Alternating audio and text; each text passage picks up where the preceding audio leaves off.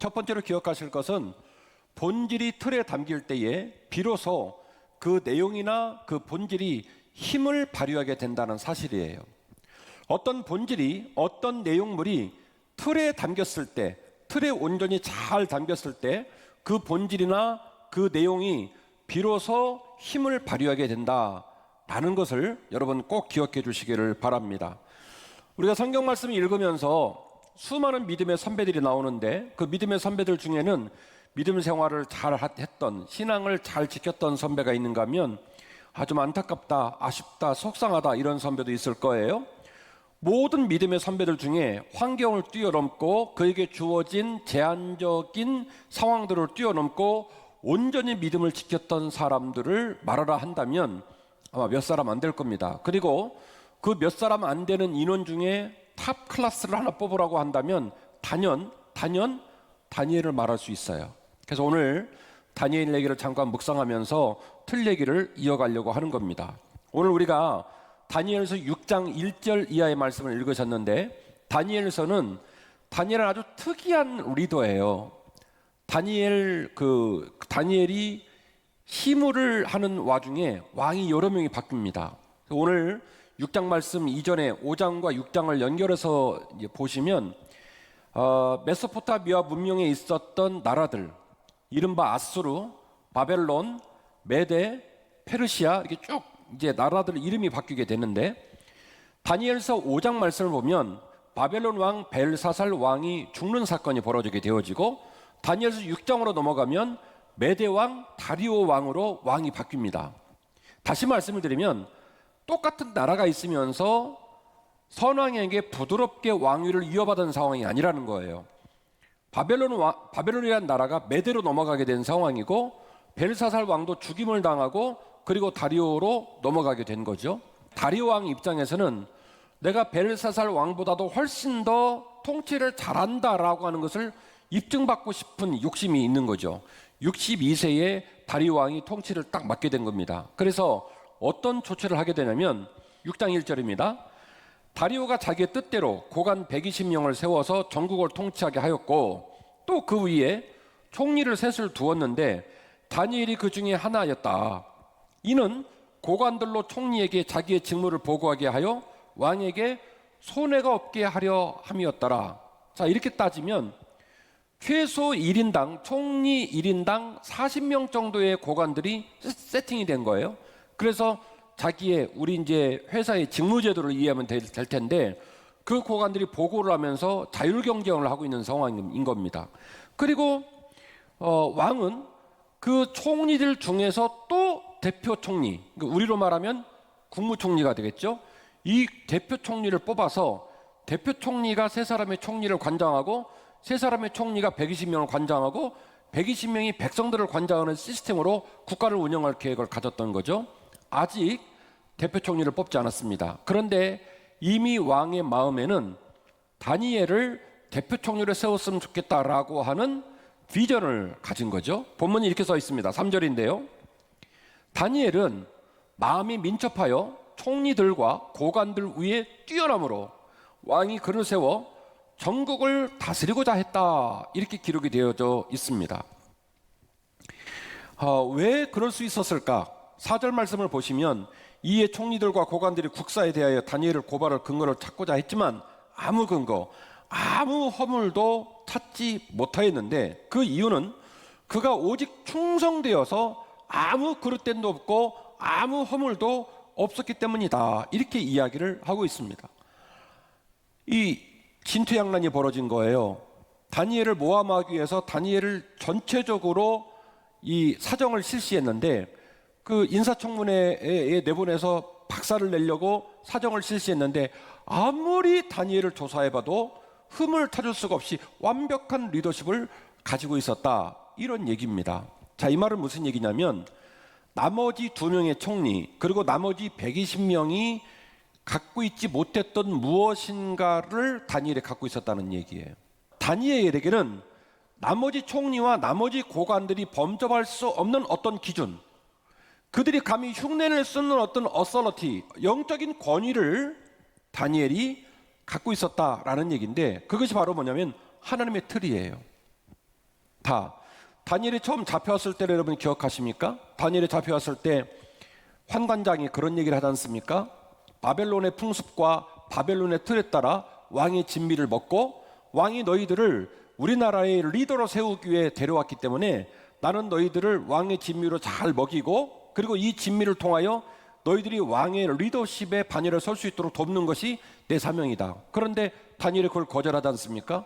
그 거절한 논리가 뭐냐면, 나에게는 무슨 틀이 있다? 하나님의 틀이 있다는 거예요. 내가 하나님의 틀로 살 거라는 거예요. 환관장이 말합니다. 그럴 수 없다. 네가 하나님을 섬기는 사람이었는지 모르겠고, 네가 하나님의 틀로서 사는 것은 네 자유겠지만, 만일 네가 그렇게 돼가지고 점점 말라가고 얼굴색이 안 좋고 지혜가 떨어지고 이런 일이 벌어지면 내가 문책을 당한다 라고 얘기했을 때 다니엘이 말합니다. 걱정하지 마옵소서. 살아계신 하나님께서 나를 지키시고 나를 이끌어 가실 겁니다. 수일 후에 나를 평가하소서. 왕의 진미를 먹은 자들과 나를 평가하소서. 내가 그들보다 훨씬 더 나을 겁니다.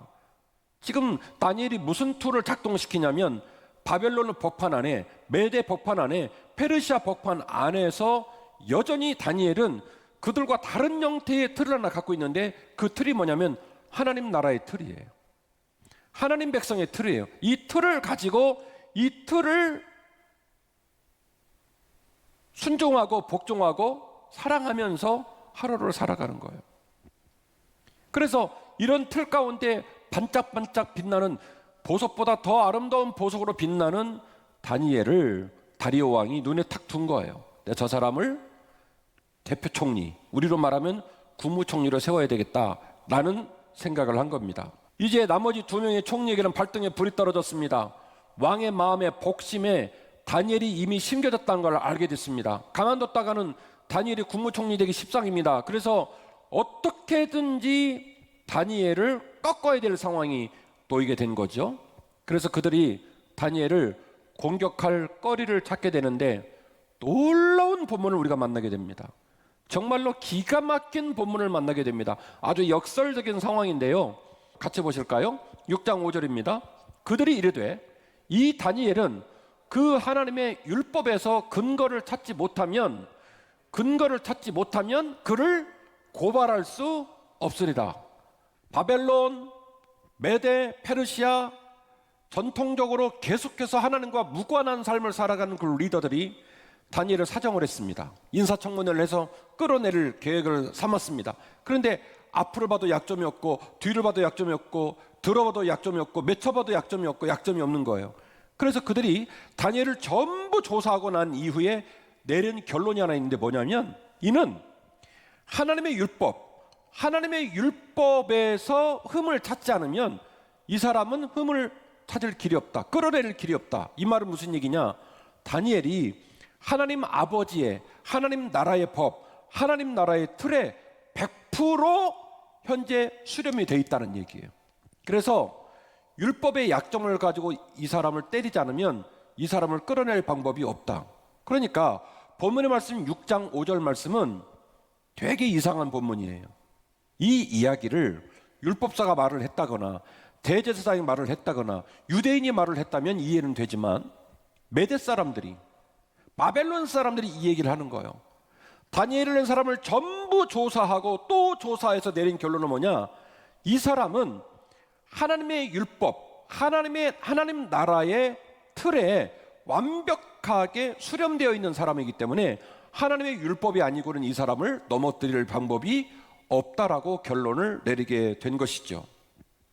그래서 나머지 내용은 여러분이 아시는 부분이니까 결국에는 그 아주 단기간 30일이라는 단기간 동안 안에 다리오 왕 말고 다른 이에게 기도를 하거나 제사하거나 경배하는 자는 사자굴에 넣어 죽이자, 뭐 이런 얘기, 이건 너무나 잘 아는 내용이니까. 그래서 10절 말씀으로 넘어갈게요. 10절 말씀. 그래서 설교자인 제 눈에는 6장 5절의 말씀과 6장 10절의 말씀이 짝을 이루는 거예요. 10절입니다. 시작. 다니엘이 이 조서에 왕의 도장이 찍힌 것을 알고도 자기 집에 돌아가서는 윗방에 올라가 예루살렘으로 향한 창문을 열고 전에 하던 대로, 중요한 얘기예요. 전에 하던 대로. 이 말은 무슨 얘기냐면 다니엘의 신앙의 뭐요? 틀. 다니엘의 영성의 틀, 다니엘의 신념의 틀, 다니엘의 리더십의 틀, 이 틀 그대로 하루에 3번씩 무릎을 꿇고 기도하며 그의 하나님께 감사했다. 자, 저를 보세요. 결국 다니엘서 6장 5절 말씀과 6장 10절 말씀이 짝을 이루는 것은 나머지 2명의 총리와 고관들이 이방인이면서 국무총리가 되게 생긴 다니엘을 끌어내려야 되겠다라는 마음을 먹고 그를 끌어낼 수 있는 유일한 방책과 유일한 해법을 밝혔는데 그게 뭐냐면 여호와의 율법이에요. 되게 이상하죠? 지네 나라 신도 아니에요. 그리고 그 율법에 대하여 그 율법이 얼마나 고귀하고 아름답고 힘 있는지 경험도 못 해봤어요. 그러나 다니엘을 다 분석하고 내린 결론은 뭐냐면 하나님 나라의 율법, 하나님 나라의 틀이 아니고는 이 사람을 공격할 길이 없다. 그래서 틀로 공격을 받은 겁니다. 그러면 다니엘은 뭘 내려놓으면 사냐면 틀을 내려놓으면 사는 거예요. 왜냐하면 공격을 뭘로 했으니까요. 율법의 틀, 하나님 나라의 법이라는 틀로 공격을 한 거예요. 그러면 다니엘은 뭘 내려놓으면 사냐면 그 틀을 내려놓고 그를 포기하면 사는 거예요. 왜냐하면 틀로 공격을 했으니까. 그런데 이 메대 나라의 총리 2사람과 고관들이 틀로 공격을 했고 다니엘은요 그 틀을 지키며 신앙을 드러냅니다. 이게 다니엘의 매력이에요. 이것이 다니엘이 환경을 뛰어넘고 여전히 하나님 나라의 백성으로 살 수 있었던 저력, 힘이에요. 그 다니엘의 영성의 힘이 어디서 나온 거냐면 틀에서 나온 거예요. 틀에서. 결국 다니엘의 신앙의 내용은 기도고요. 다니엘의 신앙의 본질은 기도고요. 다니엘의 신앙의 틀은 하루에 3번 예루살렘을 향하여 하는 기도였어요. 다시요. 다니엘의 신앙의 본질, 다니엘의 신앙의 내용은 뭐냐면 기도예요. 그가 하나님께 기도하면서 살았다는 거예요. 공부할 때도, 자녀를 양육할 때도, 직장 갈 때도, 사업장을 이끌어갈 때도 뭐 하면서 살았다?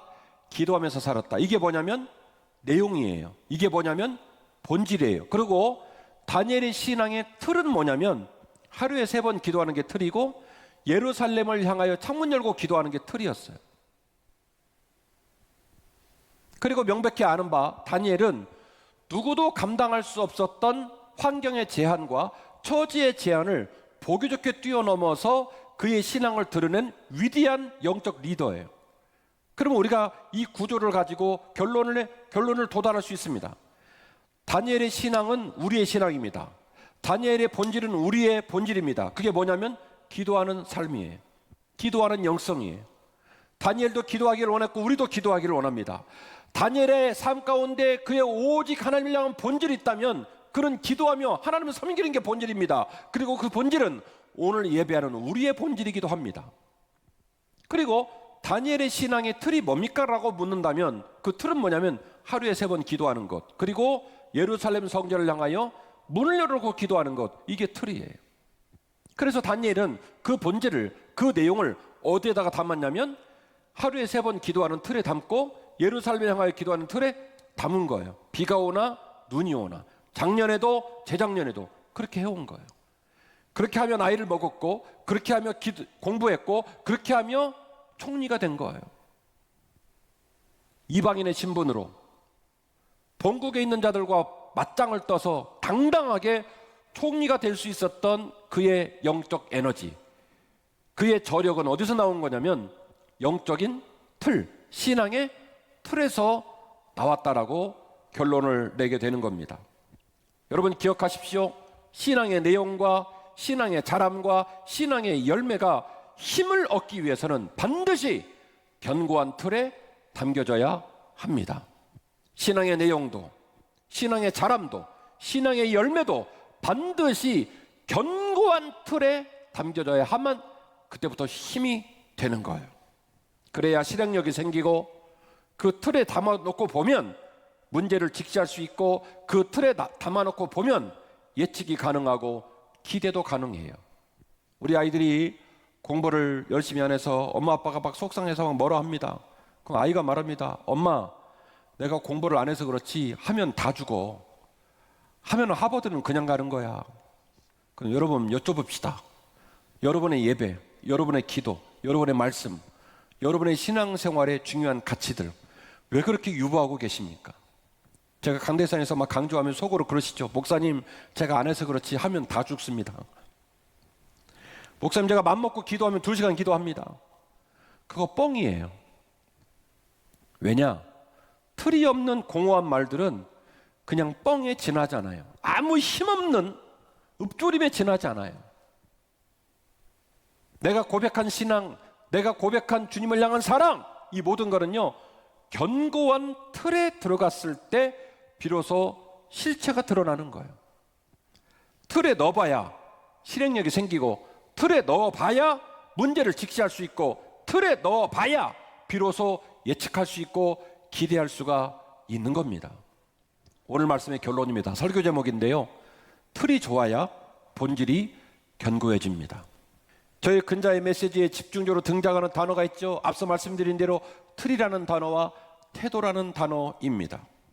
본질, 즉 신앙, 믿음, 기도, 예배, 이 모든 것을 강화하고 깊이 하기 위해서 틀이 너무너무 중요하다, 이걸 말씀드리고 있는 거예요. 재차 강조하고 있는 거예요.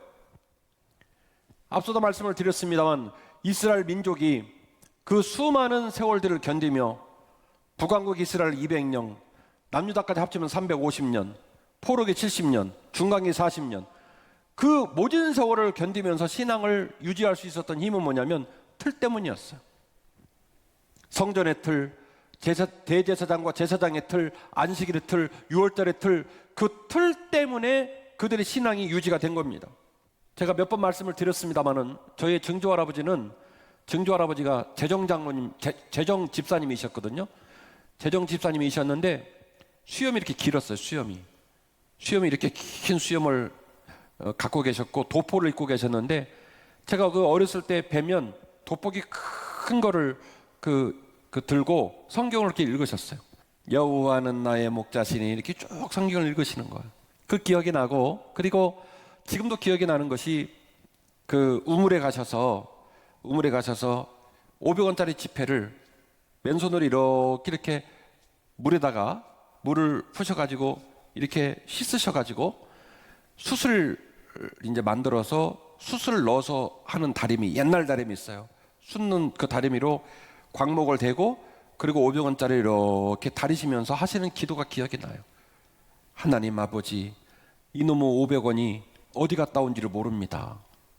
이놈 500원이 더러운 곳, 추한 곳, 더러운 어떤 곳을 거쳐왔다 할지라도 제가 이렇게 씻고 다리면서 그 흔적이 다 사라지게 하옵시고 하나님 아버지 앞에 거룩한 예물로 드려지게 하옵소서. 전 지금도 그 모습을 잊지를 못해요.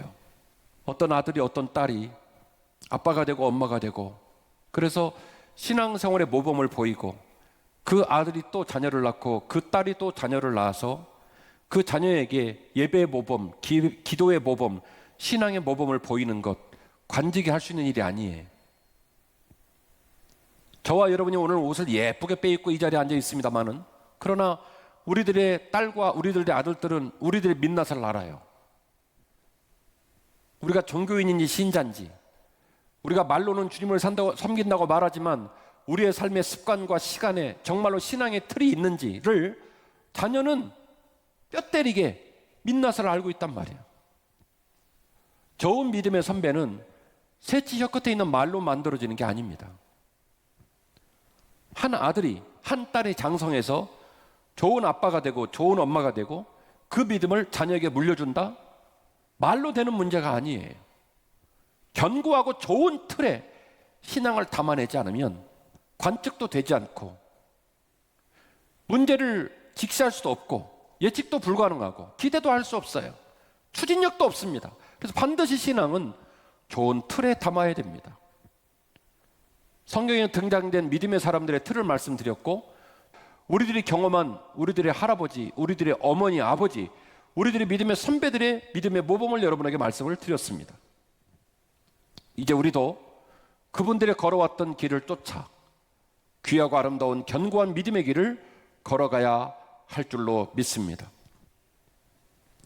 코로나19 기간 동안에 여러분, 우리가 많은 걸 잃어버렸다고 생각하게 되는데, 우리가 잃어버린 것 중에 가장 큰 게 뭘까요? 바로 뭐냐면 틀을 잃어버린 거예요. 틀이 깨진 거예요. 예배의 틀이 깨졌고, 새벽 예배 틀이 깨졌고, 수요예배 틀이 깨졌고, 내가 개인적으로 주중에 항상 교회를 찾아서 기도했던 나의 기도 시간의 틀이 깨졌고, 셀립의 틀이 깨졌고, 틀이란 틀이 다 깨진 거예요. 코로나19 상황을 통해 가장 심각하게 무너지고 깨진 것이 뭐냐라고 묻는다면 저는 이렇게 답변할 거예요. 신앙의 틀이 깨졌습니다. 틀이 없는 내용은 공허할 뿐입니다. 우리는 온라인을 통해 만나지만 희생, 기다림, 섬김, 순종, 인내, 이런 단어들은 온라인에서 유튜브로 해결할 수 있는 것들이 아니에요. 틀이 없으면 구현이 불가능합니다. 기억하십시오. 신앙생활은 유튜브 콘텐츠가 아니라는 사실을. 유튜브를 통하여 우리가 본질을 만납니다. 내용을 만납니다. 우리 교회 목사님 설교뿐만 아니라 좋은 목사님 설교가 넘쳐납니다. 그러나 이 유튜브 콘텐츠가 성경을 가르치고 희생을 가르치고 헌신을 가르치고 인내를 가르치고 주님과 동행하는 올곧은 정진전향의 삶을 가르치는 건 아니라는 거예요. 틀이 깨지면 그건 공허한 말에 지나지 않아요. 틀을 세워야 됩니다. 예배의 틀을 세우고, 기도의 틀을 세우고, 예물의 틀을 세우고, 우리 공동체의 틀을 다시 세워야 합니다.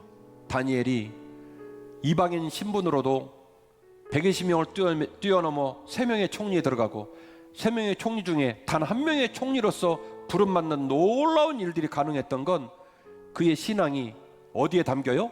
견고한 틀에 담겨져 있었기 때문입니다. 틀이 좋아야 본질이 견고해진다는 사실을 기억하시고 우리들의 틀이 다시 견고히 회복되어 하나님께 영광 돌리는 거룩한 한빛교회 되시기를 주의 이름으로 축원합니다.